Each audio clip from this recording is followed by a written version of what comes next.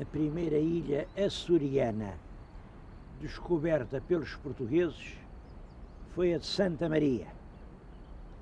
O que está na nossa frente é a costa da ilha de Santa Maria, do lado de São Lourenço, e deve ter sido mais ou menos esta a imagem que teve da ilha o seu primeiro descobridor, Gonçalo Velho. Tem-se escrito rios de tinta sobre esse assunto.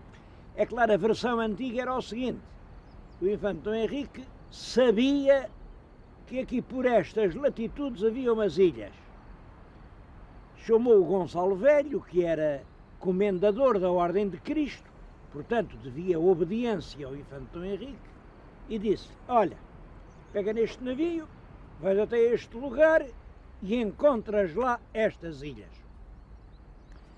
O Gonçalo Velho veio, coitado, veio por aí fora, até que chegou ali, é nesta direção realmente, mas é a 10 milhas, coisa assim. O que ele viu foi uns rochedos baixos, fora d'água, muitos. A água ali, o mar é bravo, aqui, no fundo um recife a que hoje chamam as Formigas. Voltou para Portugal e disse ao infante: olha, as tais ilhas que o senhor diz, aquilo da Ilhas não é nada, aquilo é uns recifes que não servem para coisa nenhuma, ninguém lá pode viver. Mas o infante sabia mais que o navegador e disse-lhe: voltas lá, há lá umas ilhas, procura-as porque há de encontrá-las. Bom, isto é contado pelos cronistas assim, quase como uma coisa mágica, como se o infante tivesse um pressentimento secreto de ilhas recônditas lá nas lonjuras do mar. O que se passava era isto: o infante colecionava mapas e nos velhos mapas do Atlântico já apareciam representadas aquelas ilhas, aquelas e outras que nunca existiram, mas lá estavam aquelas ilhas.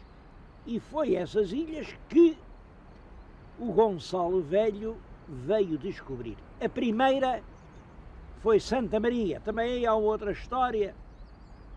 Diz que foi porque era dia de Santa Maria que ele chegou aqui, lembrou-se.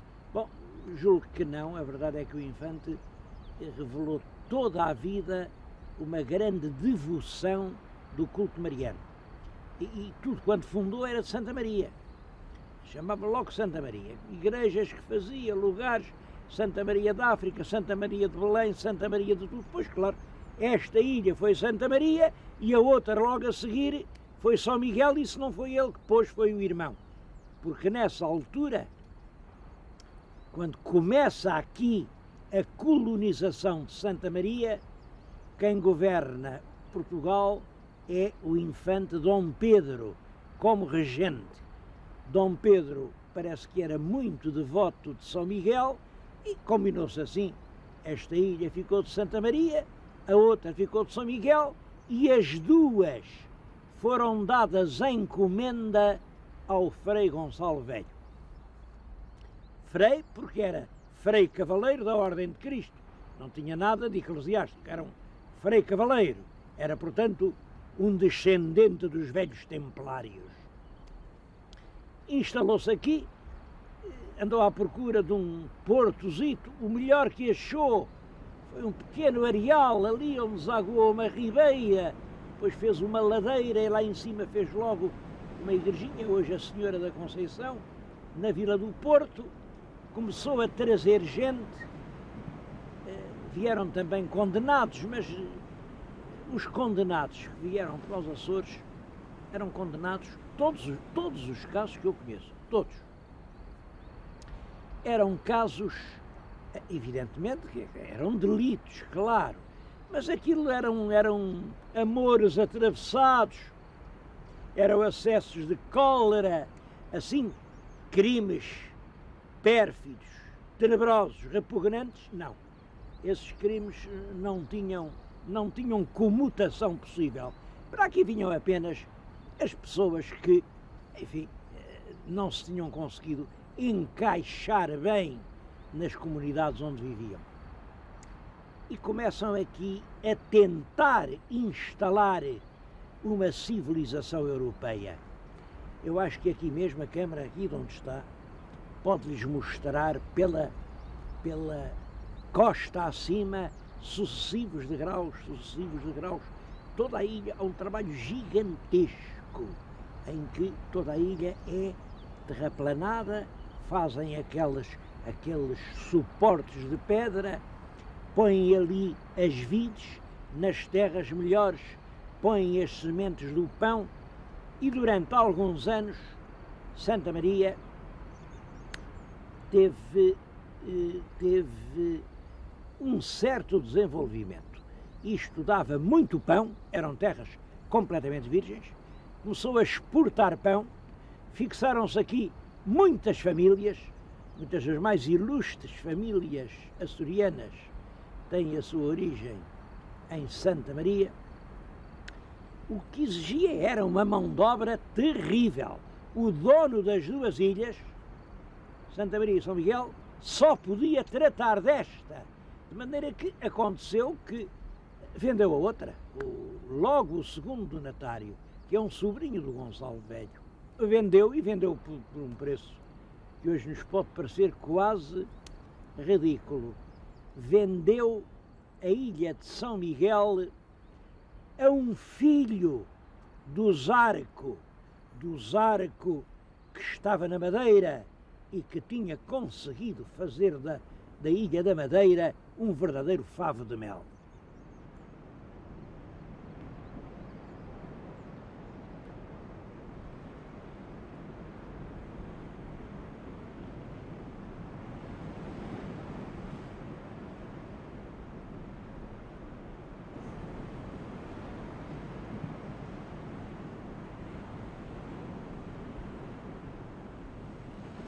O primeiro porto açoriano foi este.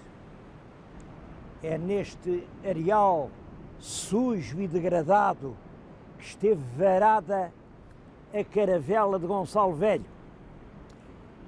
Aqui há uma colina e do outro lado da colina há outro porto.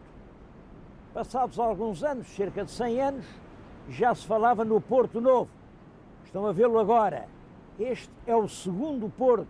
O primeiro não tinha resultado, mas o segundo também não resultou.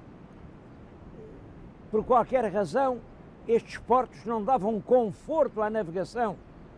E isso explica que a vida aqui em Santa Maria tenha sido sempre precária.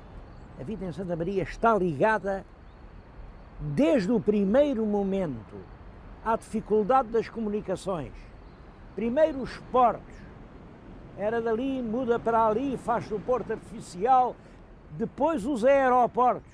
Chegou a haver aqui uma grande pista que parecia colocar finalmente Santa Maria nas rotas do grande tráfego internacional. Mas com a Segunda Guerra, não sei porquê, os americanos preferiram passar para as lajes e a grande pista está hoje ao abandono.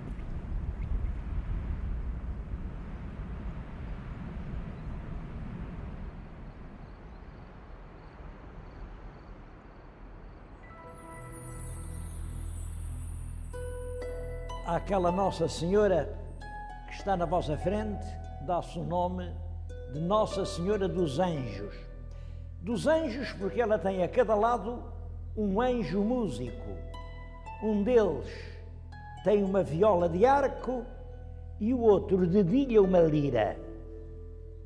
Foi aquela Nossa Senhora quem salvou o Colombo.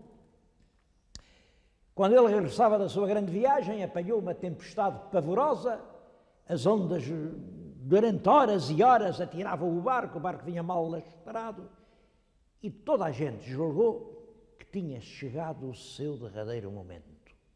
Então juntaram-se, fizeram um voto religioso, se escapassem vivos daquela tempestade, eles iam todos pagar um voto a Santa Maria de Guadalupe, no centro de Castela. Mas a Nossa Senhora de Guadalupe não os ouviu, não quis saber deles, e horas mais tarde a tempestade continuava cada vez mais terrível, mais infernal. Novo voto, agora juraram ir mais longe. Vamos à Itália, à Senhora do Loreto, pagar o nosso voto se ficarmos vivos. Mas Nossa Senhora do Loreto também os não ouviu, e então ele, Colombo, já desesperado, fez um voto qualquer. Onde quer que Nossa Senhora me salve, Santa Maria me valha, eu irei à terra com toda a tripulação, descalços, só com a camisa que vestimos, agradecer esse prodígio que é o salvamento das nossas vidas. Palavras não eram ditas, o tempo entra a clarear, a certa altura avista-se terra pela popa, o almirante manda fazer uma manobra, aproxima-se e prós da terra bradou: que terra é essa? E ouve responderem: Santa Maria. Vocês estão a ver maior milagre? Santa Maria. Claro, o comandante mandou atracar e no dia seguinte mandou vir metade da tripulação aqui, a esta capelinha de Nossa Senhora dos Anjos de Santa Maria, agradecer o prodígio de escapar vivo da grande aventura histórica que tinha sido a descoberta da América.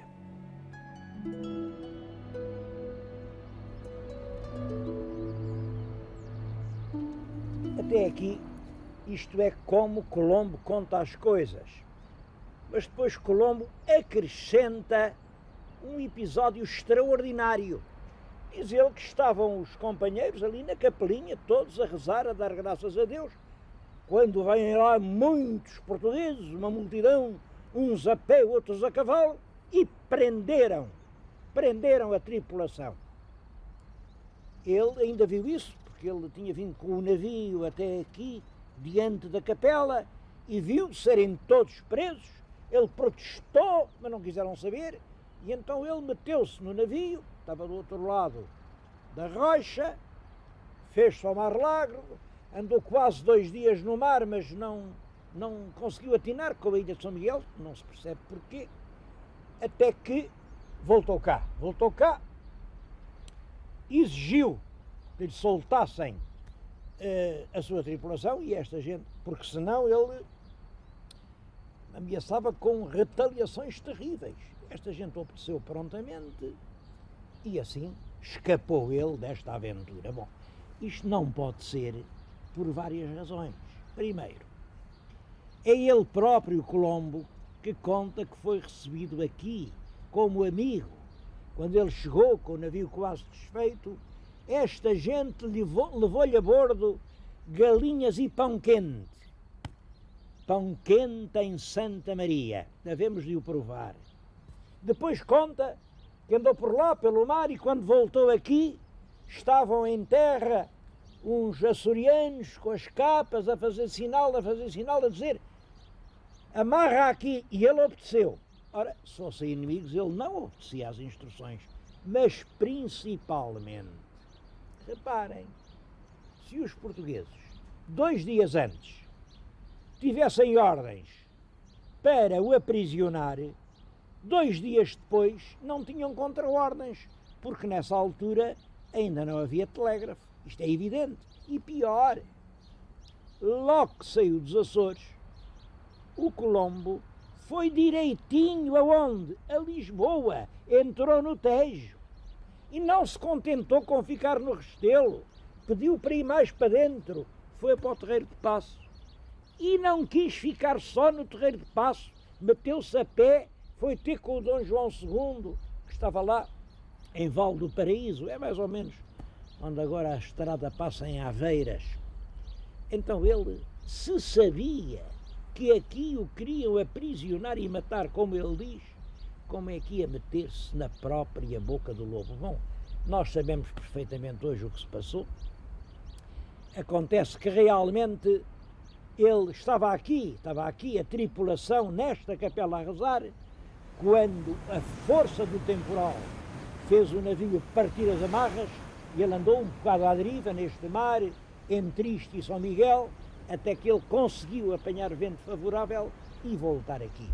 E para não contar isto nas memórias, porque ficava mal a qualquer capitão deixar a tripulação em terra e fazer-se ao largo, ele inventou essa história. Além disso, ele não queria que se soubesse que tinha passado nos Açores, porque logo que chegou a Espanha, escreveu uma carta que ele diz que é na última paragem antes de chegar à Europa, e em vez de pôr Ilha de Santa Maria, fez esta pequena modificação: Isla Canária.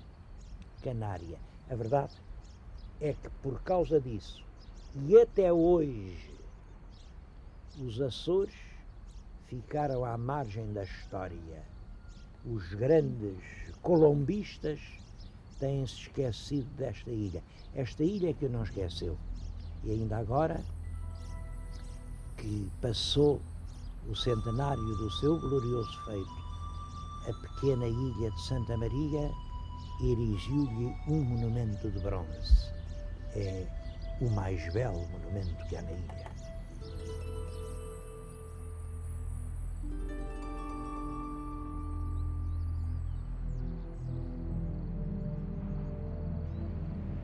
A ermida fica a pouco mais de 100 metros da praia e eu resolvi percorrer o caminho a pé para ver, enfim, o que é que teriam encontrado esses companheiros do descobridor Novo Mundo. E esperava-me uma surpresa. Isto não é um tronco.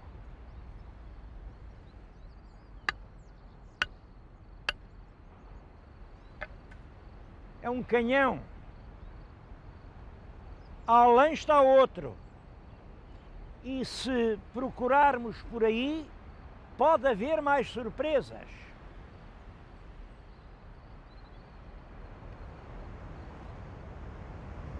Aqui a uma dezena de metros, bastou escavar um pouco e apareceu semi-enterrado mais um canhão.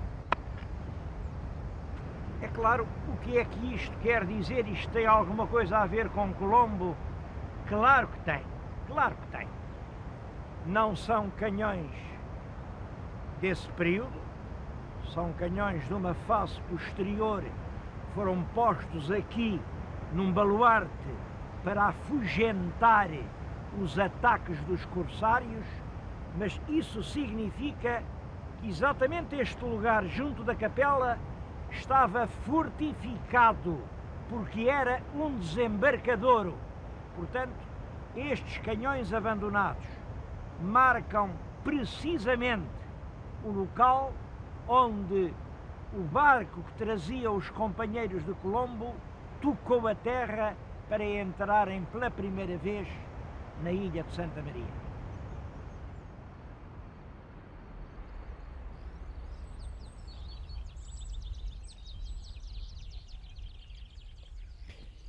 Um dos aspectos mais curiosos da ilha de Santa Maria é a construção. Aqui as casas têm todas, do lado de fora, um forno coberto de telha, sobre o forno uma chaminé ou de mãos postas ou de canudo, à maneira do Algarve, e percebe-se que o forno é uma parte essencial da casa.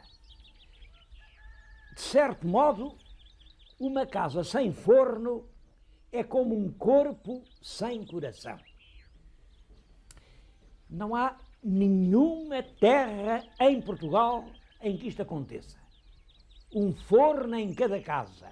Lá nas aldeias há o forno do povo. Cada vizinho levava lá, enfim, o seu pãozinho, uma forneira cozia para todos. Aqui não. É um ponto de honra cada um cozer o seu pão. É claro que isto tem várias explicações. Certamente uma é de que a ilha tinha muitas florestas e, portanto, havia lenha para toda a gente acender um forno, mas creio que a mais importante é outra, e é muito curiosa, reparem nisto. Os homens que desembarcaram aqui há 500 anos não tinham absolutamente nada. Saltaram do navio, acharam-se na praia e diante deles estava a terra para desbravar. Quem mais desbravar, mais tem. E desbravava-se a terra para semear o trigo. A medida do trigo de cada um representava exatamente a medida do êxito, do sucesso de cada um. E o sucesso de um homem é uma coisa que nunca ninguém quer que os outros meçam. Daí que, se uma pessoa tinha muito pão ou pouco pão para cozer, isso era um assunto lá de casa. Ninguém o ficava a saber. Naturalmente, isto são costumes que vêm dos séculos, mas hoje isto ainda é o tutano da alma desta terra. E muito boa gente, a melhor gente, cose o seu pão.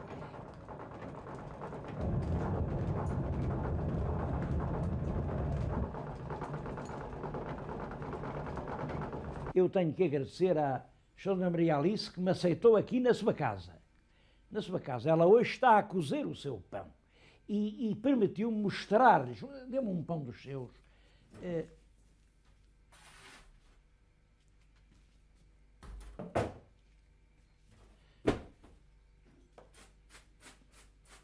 O pão, quando...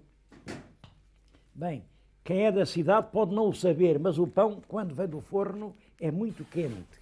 Mas reparem que, efetivamente, isto é uma maravilha. Isto é uma maravilha.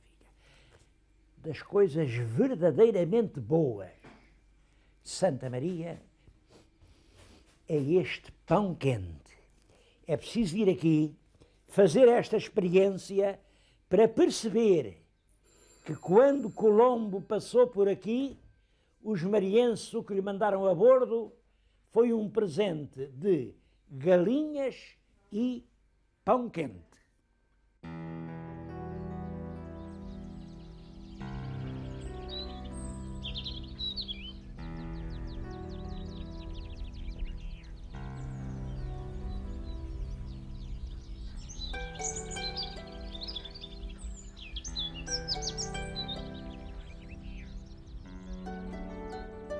A ilha de Santa Maria está perante uma crise muito grave. Em cerca de 20 anos, a população passou para menos de metade. Por este caminho fica uma ilha deserta. Digamos, bom, mas é uma ilha que não tem nada, o que é que a gente há de fazer? Não é verdade. Não é verdade. É uma ilha que tem recursos naturais deslumbrantes. É uma das mais belas ilhas do mundo. Tem um clima, uma temperatura, uma limpidez de céu, recessos de paisagem que são de facto emocionantes. Numa civilização onde andam a inventar paraísos, a reconstruir paisagens que nem havia. Conhece aí perto paraísos turísticos que o homem inventou. Que diabo de maldição nos persegue que já existe, este paraíso à nossa espera, continue uma terra deserta.